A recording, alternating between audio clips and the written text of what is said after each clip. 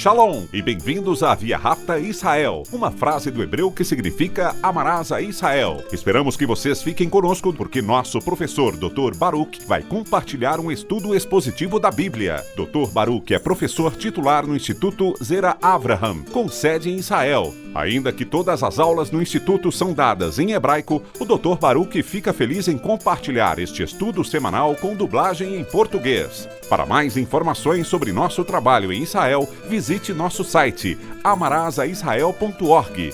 Fiquem agora com o Dr. Baruch e a aula de hoje.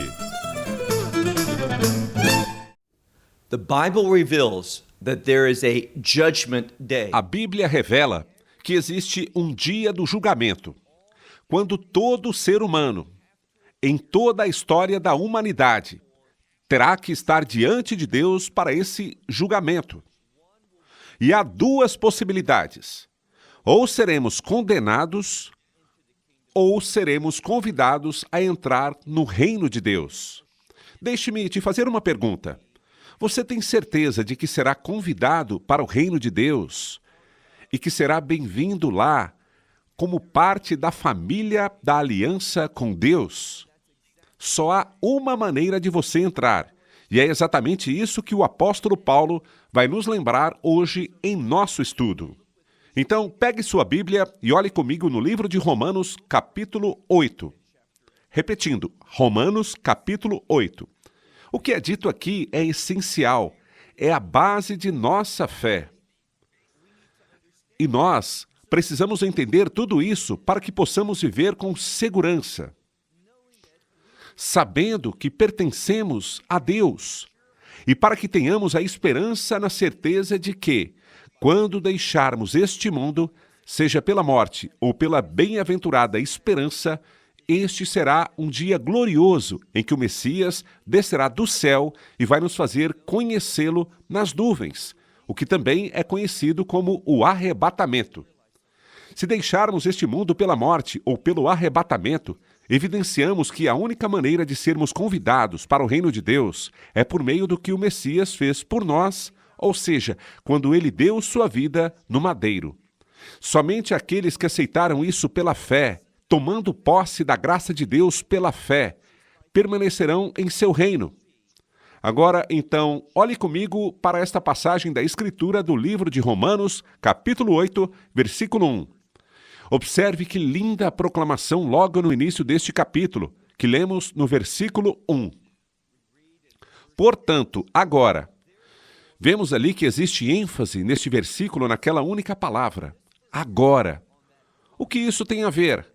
A palavra agora significa estar num relacionamento de aliança com Deus por meio do Senhor e Salvador Messias Yeshua, ou seja, Jesus Cristo, pela fé nele. Tudo é diferente agora. Por causa desse relacionamento de aliança, ele diz, portanto, agora, não há desejado. Existem duas palavras diferentes que precisam entender. Uma delas é julgamento. Todos serão julgados. Mas o que ele está dizendo aqui é que aqueles que estão no Messias Yeshua, eles não vão passar pela condenação. Eles não serão rejeitados por Deus. Eles não vão receber a punição eterna. Mas, como eu disse, essas pessoas serão bem-vindas ao reino de Deus. Há diferentes formas de entender a palavra julgamento. Às vezes, essa palavra significa avaliar algo e tirar a conclusão correta. Atribuir a verdade bíblica com relação a um determinado assunto. Julgar trânsito. Essa mesma palavra, se tiver um prefixo adicionado a ela, passa a significar não simplesmente julgar, mas sentenciar, que é de onde obtemos a palavra condenação.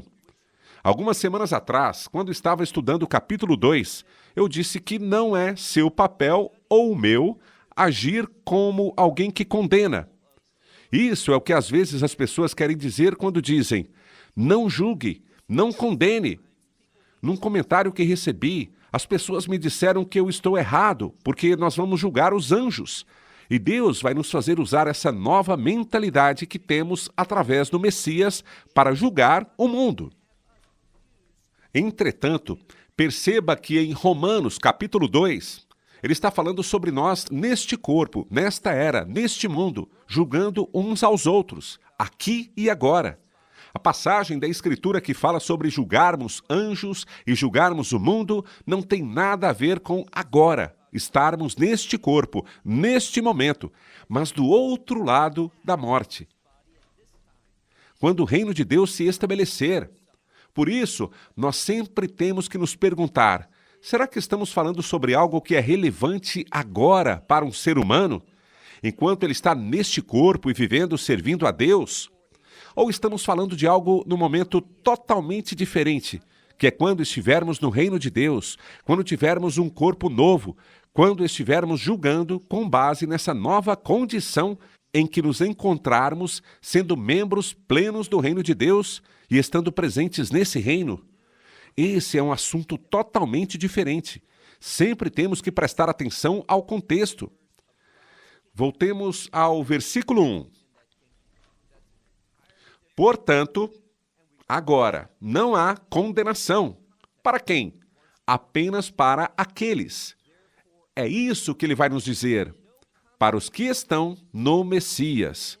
Muitas vezes eu já falei que a expressão no Messias tem a ver com estar em um novo relacionamento de aliança com Ele.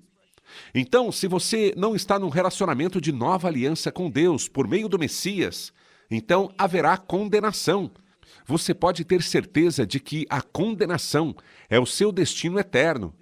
Você não conhecerá as bênçãos de Deus. Você não conhecerá as promessas de Deus. Você conhecerá o tormento eterno. Mas para aqueles que estão no Messias, ele diz, para aqueles que estão no Messias e Yeshua. Ele diz isso, e aqui está como podemos comprovar. Ele diz, os que não andam segundo a carne. Aqueles que estão no Messias não vivem na carne. Agora, observe que o verbo viver está no tempo presente, o que significa que isso é consistente. Nós, como crentes, não agimos consistentemente na carne.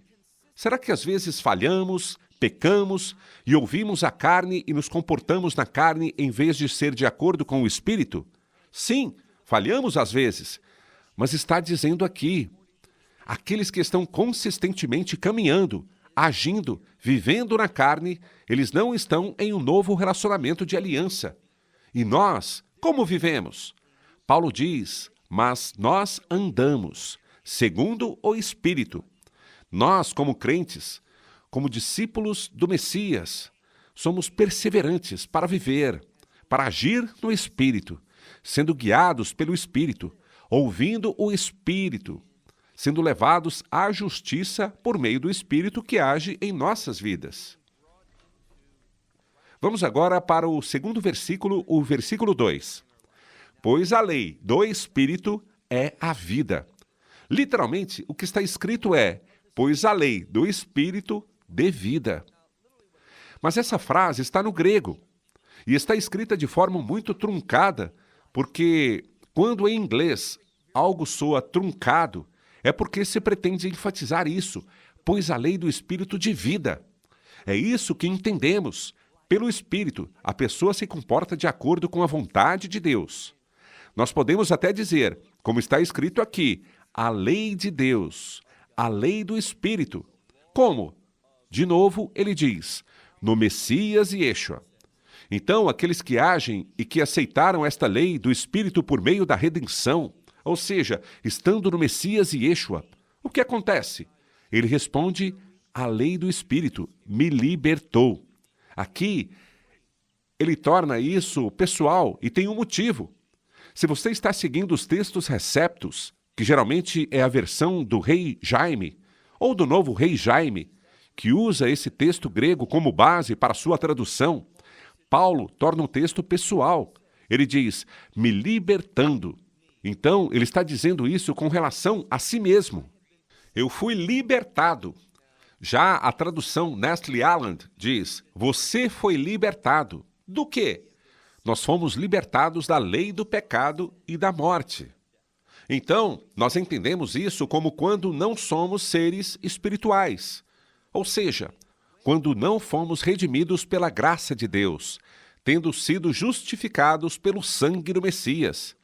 Se não for isso quem somos, se não estivermos no Messias, num relacionamento de aliança, então existe uma outra lei que opera em nós, pois nesse caso, tendo sido redimidos, nós ainda estaríamos na carne e sob a lei da carne. E que acontece como resultado disso? O pecado vai dominar quem assim estiver.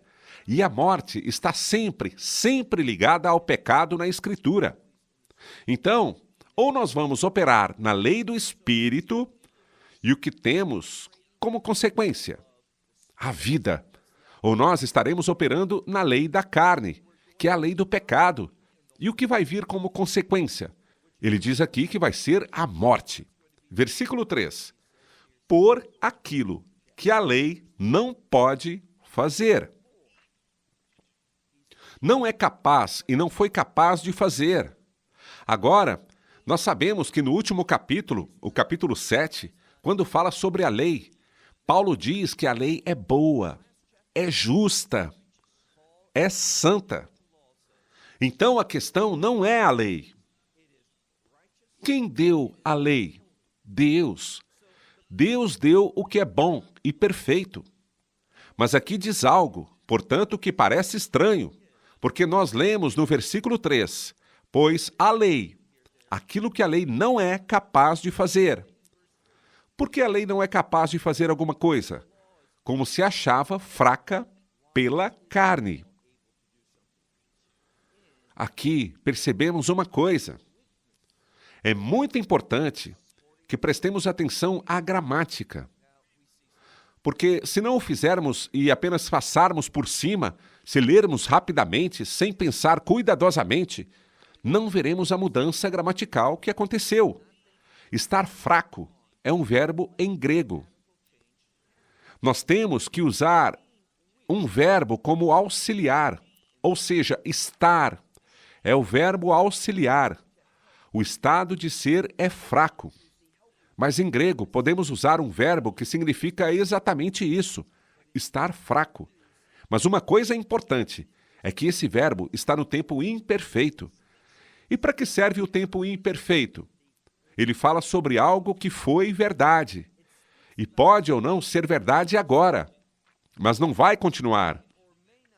Qual é a implicação disso? Frequentemente, quando o tempo imperfeito aparece, você pode antecipar uma mudança. Veja agora o que ele está dizendo. A lei não produziu nada de bom em nossa vida. Por quê? Porque nós estávamos única e exclusivamente na carne. Não havia espírito em nossa vida. Portanto, a lei não produziu nada de bom por causa da fraqueza. Que fraqueza? A sua fraqueza e a minha. Quando a lei foi aplicada à nossa vida, o que Paulo nos ensinou? Para aquele que não se regenerou, aquele que não foi salvo, tudo o que a lei pode fazer é apontar o pecado. Como sabemos o que é o pecado? Porque ele nos diz o que é certo. Então, nós vemos pela lei de Deus, pelos seus mandamentos, o que é certo. Quando aplicamos isso a nós, vemos que estamos errados. Nós somos profanos, injustos. Nós estamos vivendo em pecado. Então, essa é a nossa condição anterior. Porém, para o crente, existe uma mudança. E é por isso que ele está usando o tempo imperfeito, repetindo, pois a lei foi incapaz. Por quê? Como se achava fraca. Então, por que estava fraca? Segundo a carne. Pela carne, Deus. O que ele fez para resolver esse problema? Aqui está a mudança. Deus enviou seu próprio. Um termo muito importante. Deus enviou seu próprio. Quem? Filho. E vemos aqui que esse filho foi enviado por Deus. E ele continua, em semelhança da carne do pecado. O que quer dizer que ele veio verdadeiramente como um homem. Então, nós vemos que o Messias vem de Deus, ou seja, ele é divino. Mas ele veio em semelhança da carne humana do pecado, ou seja, ele era totalmente Deus e totalmente homem. Mas o que sabemos é que, porque ele é o Cordeiro de Deus que tira os pecados do mundo, o Messias Yeshua, Jesus Cristo, nunca pecou. Ele tinha carne humana, típica em semelhança da carne do pecado. Mas era a sua carne, o que significa que ele nunca fez nada que fosse pecaminoso. Ele é o Filho perfeito de Deus, o Filho justo de Deus. Por isso, nós podemos ter certeza de que o que ele fez, que seu sacrifício é suficiente. Nada precisa ser acrescentado. Tudo já foi realizado na cruz, por você e por mim. Veja a última parte do versículo 3, onde ele diz: e sobre o pecado. O que acontece? Diz aqui: ele julgou, ele condenou o pecado que está na carne. Como ele fez isso? Ele recebeu essa condenação sobre si mesmo. Não porque merecesse. Ele não merecia. Nós acabamos de dizer, ele é perfeito, ele é justo, santo. Ele nunca violou a lei de Deus, mesmo sendo totalmente humano. Mas ele também é totalmente Deus. Ele nunca transgrediu a lei, mas ele recebeu todo o castigo por transgredir a lei. Portanto, ele recebeu essa condenação. Por quê? Para que você e eu não tivéssemos que recebê-la. Nós fomos libertos dessa condenação eterna. E por causa da suficiência do que ele fez, nós podemos ter certeza absoluta, sabendo disso, sem dúvida alguma, com base no fato de que Deus não mente. E aquilo que Deus oferece, ele prometeu me dar a vida eterna. E aqui está a grande notícia. Tudo foi feito por meio daquilo que ele realizou.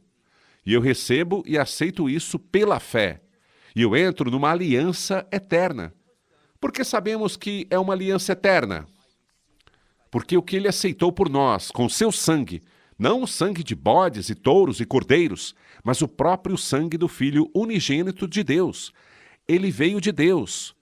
E ele deu sua vida para que pudéssemos ter a vida eterna. Por isso, agora, nós temos essa promessa. E também temos certeza dela. Logo, ele fez tudo isso. Olhe agora no versículo 4, que diz algo muito importante. O versículo 4, para mim, é um dos versículos mais importantes em toda a Bíblia. Ele pode esclarecer muita teologia fraca. Observe o que diz o versículo 4. Para que a justiça da lei se cumprisse. Interessante. Nós vemos o termo justiça da lei.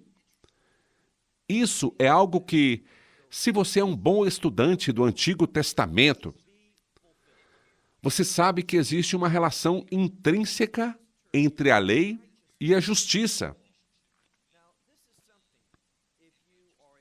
A lei não é um instrumento de justiça. O que significa que a lei não pode ser usada para fazer com que alguém se torne justo. Muito pelo contrário. O que a lei faz? Quando aplicamos a lei à nossa vida, ela mostra como todos são injustos. Mas quando a lei foi colocada perante o Messias, ou seja, quando ele foi interrogado, e uma das coisas que vemos nos evangelhos é como os fariseus e os saduceus e os escribas, os doutores da lei, eles interrogaram o Messias. Eles tentaram muitas e muitas vezes dizer que ele era pecador. Para pegá-lo, eles armaram armadilhas para ele. Eles nunca conseguiram. Por quê? Porque o Messias nunca pecou. Se ele tivesse pecado, nem que fosse apenas um pequeno pecado, ele não seria o Cordeiro de Deus. Ele não poderia realizar a obra da redenção. Agora, observe o que o versículo diz com relação a nós. Versículo 4. Para que a justiça da lei se cumprisse. Em quem? Em nós. Assim, nós temos responsabilidade agora. Isso não está falando que, por causa do que Deus fez por mim, Por meio de seu Filho, eu sou considerado justo. Isso é verdade, mas aqui está se falando sobre andar, agir, viver em retidão, de maneira que se cumpra essa ordem da lei, as ordens justas da lei. Então, vamos traduzir isso de forma bastante literal. Aqui diz, para que a justiça da lei se. Observe que essa frase está na voz passiva, com o pronome se, ou seja, isso deve ser realizado, para que se cumprisse. Em quem? Em nós. Aqueles.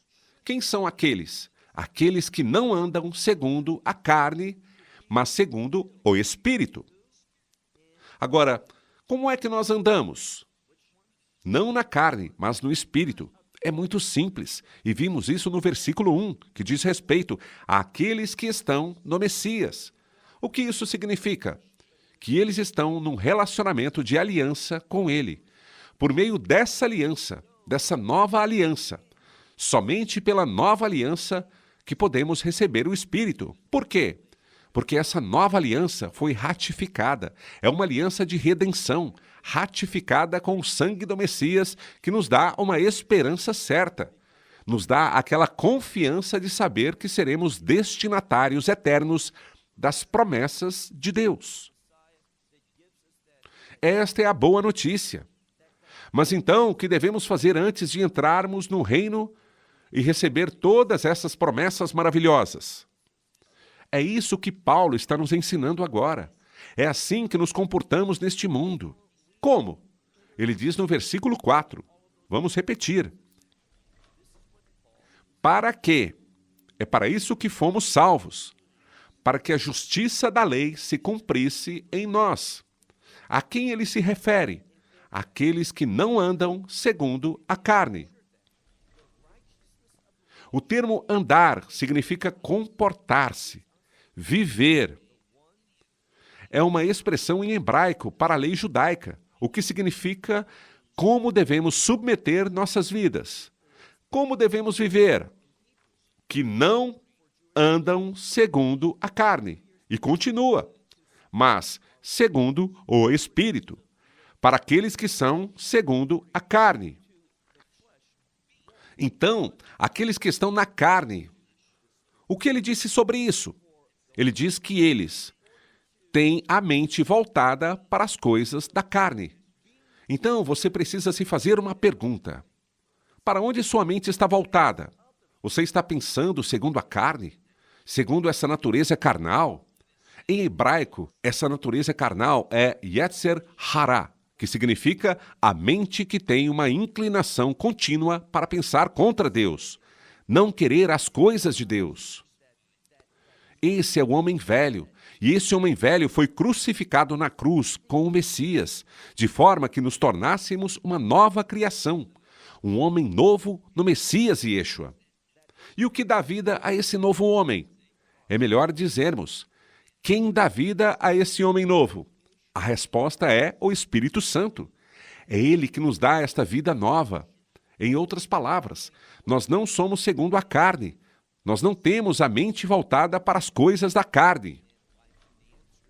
E na metade do versículo 5, Paulo conclui, mas aqueles que são segundo o Espírito, as coisas do Espírito, o que significa que aqueles que estão neste mundo segundo o Espírito, eles têm a mente voltada para as coisas do Espírito. Porém, nós queremos ter pensamentos espirituais. O que isso significa em termos práticos? Bem, a primeira vez que vemos o Espírito de Deus sendo mencionado na Escritura, o que ele estava fazendo? Voltemos ao capítulo 1 de Gênesis. Ele estava colocando as coisas na ordem de Deus. É isso que significa andar no Espírito, viver no Espírito, pensar segundo o Espírito. Nós pensamos segundo a ordem de Deus. Mas será que podemos fazer isso ficar mais simples de entender? Claro! Nós pensamos segundo os propósitos de Deus. Esse é o nosso chamado. Esse é o nosso objetivo. Agora, vamos para mais um versículo. Veja o versículo 6. Pois o pensamento ou a mentalidade da carne é o quê? É morte. É por isso que é tão importante entendermos bem tudo isso. Quando vivemos na carne, pensamos na carne, fazemos as coisas da carne. E qual é a consequência disso? A morte. Simples assim. Mas sabemos que essa maravilhosa Escritura nos ensina que Yeshua foi enviado a este mundo não para condenar o mundo. Não foi por isso que ele veio da primeira vez. Agora, será que ele vai se sentar como juiz e condenar a maioria deste mundo? Sim, ele vai. Mas aqui está o princípio. Você sempre deve entender o contexto. Se você só observá-lo na sua primeira vinda, ele não é aquele que condena.